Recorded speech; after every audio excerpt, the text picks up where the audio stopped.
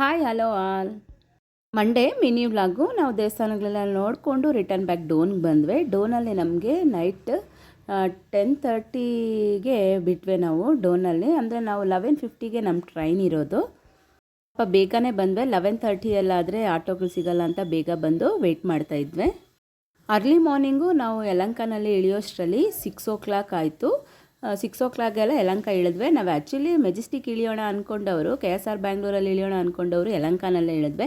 ಬೇಗ ಹೋಗ್ಬೋದು ಬೇತಮಂಗಲಕ್ಕೆ ಅಂತ ಹೇಳಿಬಿಟ್ಟು. ಬರಬೇಕಾದ್ರೆ ಚಿಕ್ಕವನಂತೂ ಟ್ರೈನಲ್ಲಂತೂ ಏನು ಗಲಾಟೆ ಮಾಡಿಲ್ಲ, ಆರಾಮಾಗಿ ನಿದ್ದೆ ಮಾಡಿದ್ನು. ಯಾಕಂದರೆ ಟ್ರೈನ್ ಇದ್ದಿದ್ದೆ 12 o'clock ಆರಾಮಾಗಿ ನಿದ್ದೆ ಮಾಡಿದ್ನು.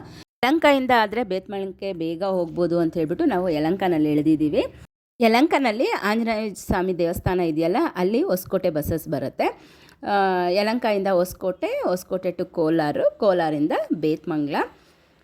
ಬೇತಮಂಗಲ ಬರೋಷ್ಟರಲ್ಲಿ ನಮಗೆ ಬೆಳಗ್ಗೆ 10:30 ಆಗೋಯ್ತು. ಬೇತಮಂಗಲ ಬರೋಷ್ಟರಲ್ಲಿ ಎಲ್ಲಿ ಹೋಗಿ ಬಂದ್ರೇನು ನಮ್ಮ ಮನೆಗೆ ನಾವು ಬರೋಷ್ಟರಲ್ಲಿ ಆ ನೆಮ್ಮದಿನೇ ಬೇರೆ. ಅಮ್ಮಯ್ಯ ನಮ್ಮ ಮನೆಗೆ ನಾವು ಬಂದಿದ್ದೀವಿ ಅನ್ನೋ ನೆಮ್ಮದಿನೇ ತೃಪ್ತಿನೇ ಬೇರೆ. ನಿಜ ಆದರೆ ಕಮೆಂಟ್ ಸೆಕ್ಷನಲ್ಲಿ ಕಮೆಂಟ್ ಮಾಡಿ.